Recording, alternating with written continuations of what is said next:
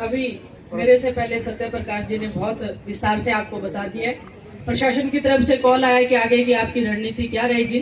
तो संयुक्त किसान मोर्चा के जो मेरे भाई हैं उन्होंने निर्णय लिया कि जो हमारा हाईवे जाम का है, जो हमारा धरना है लगा रहेगा। रात को भी किसान मेरे भाई हैं वो रुकेंगे और कल 5 बजे आगे की जो रणनीति बनाकर वो घोषणा की जाएगी। लेकिन मैं मेरे भाइयों से कहना चाहती हूँ कि आपने डटना है, जहाँ रुकना आपने, घबराने की जरूरत नहीं है, लेकिन शांतिपूर्ण तरीके से, किसी तरीके का अपने को हुड़दंगबाज नहीं करनी है।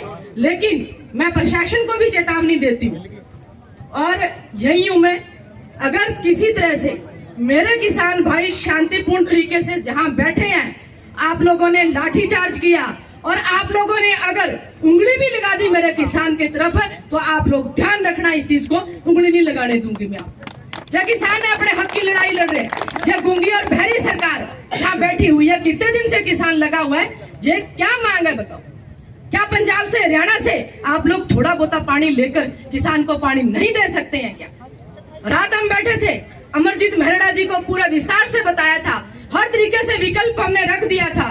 तो उन्होंने बड़े पॉजिटिव वे में कहा था कि मैं जहां से जाके हनुमानगढ़, जयपुर, जहां जाके मैं बात करता हूँ। और एक मैं बात और पूछना चाहती हूँ, जो भाई हमारे अधिकारियों के साथ पूरे हमारी जो जहां से पानी आ रहा है पूरे का निरीक्षण करने गए थे, क्या निरीक्षण करके आए?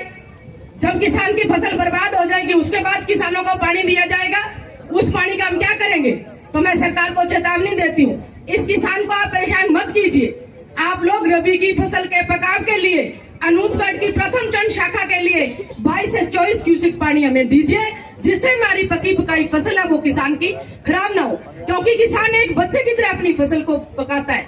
जब हमने जन परामर्शदात्री की बैठक दी, हमने कहा था कि आप बंदी मत लेना जब तक हमारी फसल की, रबी की फसल है, उसका पकाव नहीं हो जाता। तो आप लोगों ने बंदी क्यों ली? क्यों पंजाब के जो फीडर का काम चल रहा है वो आपने क्यों बीच में हमारे राजस्थान के किसानों को आपने मारा और पंजाब की बात आप लोगों ने मानी? लेकिन मैं फिर भी आप लोगों से कहती हूँ और सरकार को कहती हूँ और सिंचाई मंत्री महोदय से कहती हूँ कि मंत्री जी, आप एक बार हमारे डैम है, हमारी नहरें हैं, हमारे मोगे हैं, हमारे खाड़े हैं, हमारे माइनर हैं, इनका विजिट कीजिए। आप सिंचाई मंत्री जी से यही पूछ लेना कि मोगे क्या होते हैं, किस मौके पे कितना क्यूसेक पानी जाता है, ये पूछना। अगर आपको जवाब दे दे मंत्री जी, तो मैं आपके जहाँ जितने आप मेरे जूते मारोगे मैं जूते खाने को तैयार। जब हमारे सिंचाई मंत्री है, क्वेश्चन डूंगरराम जी ने विधानसभा में लगाया पानी के बारे में और मंत्री जी जवाब देने में सक्षम नहीं थे। तो ऐसे तो सिंचाई मंत्री है, क्या उम्मीद करोगे जी लोग हमें पानी देंगे? तो सिंचाई मंत्री जी, आपके वहाँ अलग व्यवस्था होगी।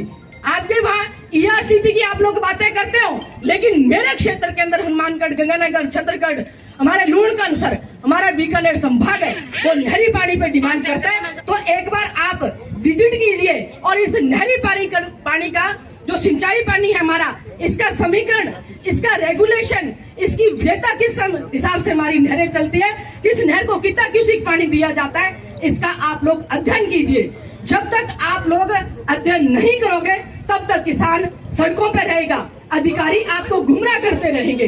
तो सरकार को भी मेरी चेतावनी है कि आप इसका संज्ञान लीजिए, तब जाके हमारी किसानी बचेगी। लेकिन अगर मेरे किसान भाइयों की तरफ आपने उंगली भी उठाई तो आप अपना हिसाब लगा लें। अगर गिरफ्तार किया तो सबसे पहले शिंगा नाई की गिरफ्तारी आपको करनी पड़ेगी, फिर मेरा किसान भाई जाएगा।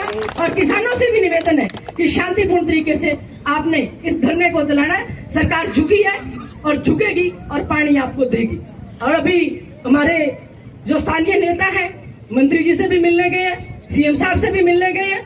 हो सकता है कि वो बहन भाई हमारे गए हैं, कुछ ना कुछ अच्छा समाचार लेके आएंगे तो हम उनका भी धन्यवाद करेंगे। लेकिन जागे तो सही, बड़ा लेट जागे हैं वो, पर फिर भी हम उनका स्वागत करते हैं।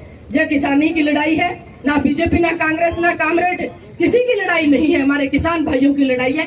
इसमें किसी की पार्टी नहीं है, इसमें एकजुटता रखते हुए। और सुबह के लिए भी मैं आपसे अपील करती हूँ कि जिस तरह से आज आप भारी संख्या में आए हो, उसी तरह से कल आपने ज्यादा से ज्यादा संख्या में स्टॉल नाके पे पहुंचना है और मैं भी आपके बीच में आऊंगी। हो सके तो रात को मैं भी जहाँ रुकूं और आप लोग पधारे, आप लोगों ने बात सुनी। मैडम एक बात पूछना चाहेंगे, जिस प्रकार 6 दिन से ये धरना चल रहा है और तमाम किसान आपके साथ इकट्ठे रह रहे हैं, तो लगता है सरकार अभी तक जागी नहीं है। क्या लगता है अगले जो दिन है उनमें जाग जाएगी? सरकार हिली पड़ी है, सरकार जागी कैसे नहीं? पूरा प्रशासन लगा रखा है।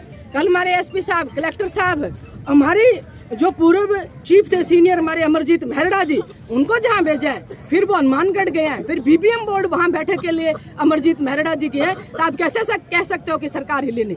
सरकार के पैर कांप रहे हैं कि क्या होगा? अर्जुन राम जी का बयान देखो, आप लगातार चल रहे हैं। जो सांसद है और जल संसाधन मंत्री रहे हैं, जो मैडम बयानबाजी भी चलती रहेगी और प्रशासन भी जागेगा, लेकिन किसानों को सिंचाई पानी मिलेगा या नहीं मिलेगा? देखो हमारा प्रयास है, पानी मिलेगा, देना पड़ेगा। जिस तरह से 3 काले कानून किसानों की ताकत के आगे सरकार को झुकना पड़ा था, सेंटर की सरकार को, तो ये तो राज्य की सरकार है, आगे भी झुकी है।